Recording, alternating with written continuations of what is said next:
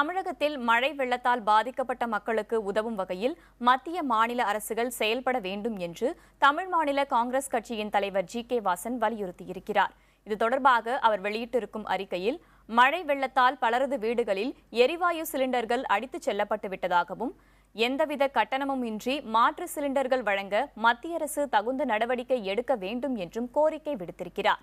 மேலும் மழை வெள்ளத்தால் பாதிக்கப்பட்ட வீடு கடைகளுக்கு 500 யூனிட் வரை 3 மாதத்திற்கு மின் கட்டணத்தை ரத்து செய்ய வேண்டும் என்றும் தொழிற்சாலைகளுக்கு எந்தவித கெடுபிடியுமின்றி மின் கட்டணம் செலுத்த அவகாசம் அளிக்க வேண்டும் என்றும் ஜி.கே. வாசன் வலியுறுத்தியிருக்கிறார்.